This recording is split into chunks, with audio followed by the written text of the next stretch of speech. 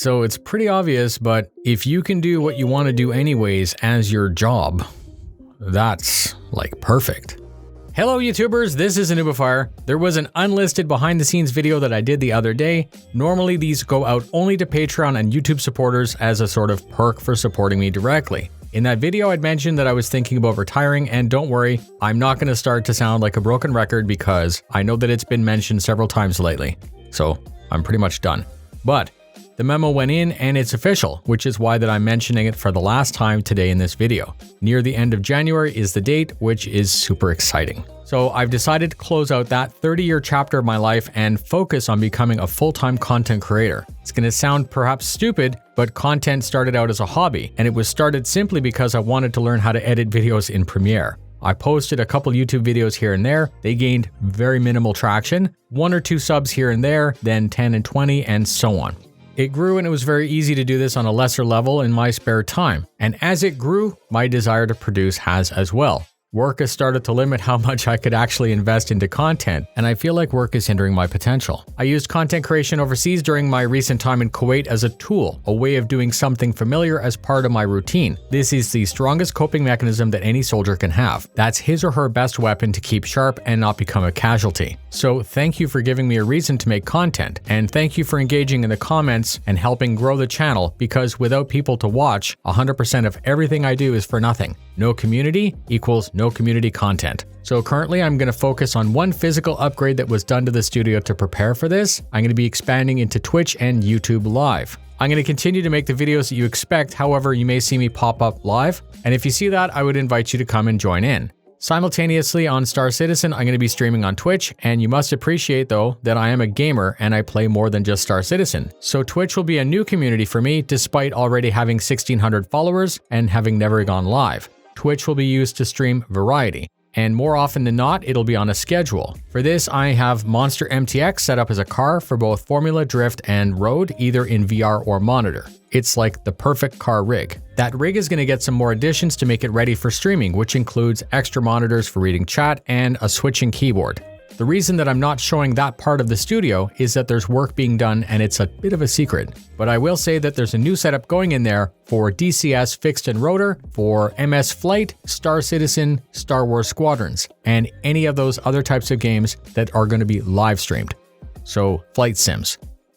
The main recording studio is going to still be set up for anything that'll be considered to be FPS or third person, such as Battlefield, Red Dead, Cyberpunk, anything like that. And that'll also be where I record and produce videos that you expect.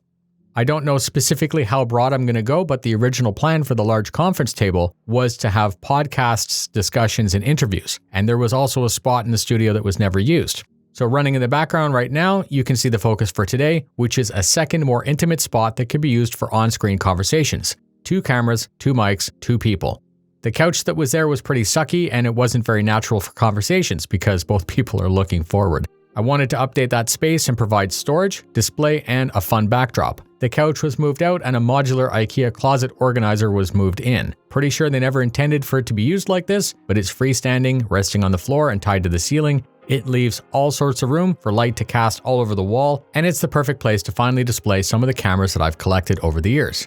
The 3 drawers have camera gear, audio gear, and gaming gear, exactly where I need them. The mics, headsets, and joysticks aren't there just for show. They're always ready to be used daily when I need to achieve better quality content. If I'm talking about it on screen for a review, you're going to see it in the video. That's natural.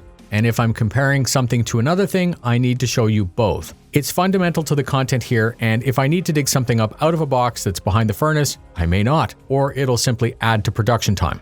I won't go too deep into the specifics of the IKEA build, it was actually very simple. I later added a light strip to the back, and now, like magic, I have a new interview location that I was looking for.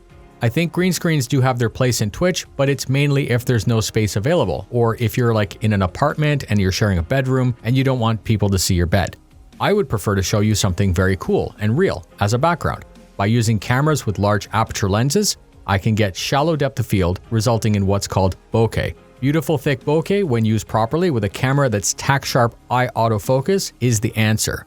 So there's a quick but fairly detailed update, and now it's really up to you. If you like the way the channel's heading, please use the link in the video description to follow me on Twitch. It would be hilarious to get that follower count over 5,000 before I go live in January as a nice kickstart. perhaps you'll be one of the 10 first to get a sub badge. And I've been told that those are unique and pretty coveted. And the best way to get one would be to follow me so that you can be notified when that's about to happen. So let's grow. Share the channel with anyone who may not yet know about the channel, because you should expect the complexity and depth of the coverage to expand as I have more time. That makes sense. There's a free Discord. This is where all of the back-end conversation and theory occur, and the socials, which are Twitter and even Boomerbook. I want to end on a special announcement. Yesterday, Atmo Esport hosted its first fighter flight where the community content creators did battle in a knockout competition. It was hilarious to watch. I'm going to be doing a breakdown for that event in the near future, and because of that, Meta, who is a sponsor, reinstated my bomber code. It's all blacked out on the outside, it's super soft, it's waterproof, but it has camouflage inside. This is extremely personal to me, and they fully took my creativity and made a code out of it. So it's perfect to order now for the holidays, and if you decide to get one, please consider ordering one size up from normal if you're living in the States. So I'm making a leap of faith in the near future, and it would be great if you could help out and make that jump easier. So thank you very much for spending your time with me. It's super exciting. As I said, there's some construction going on with the rest of the studio, which is all being done to prepare for live streaming. Stay tuned for more. There's a link in the description that'll take you to the Twitch channel. Get ready for the next step. Fly safe, and I'll see you in the verse.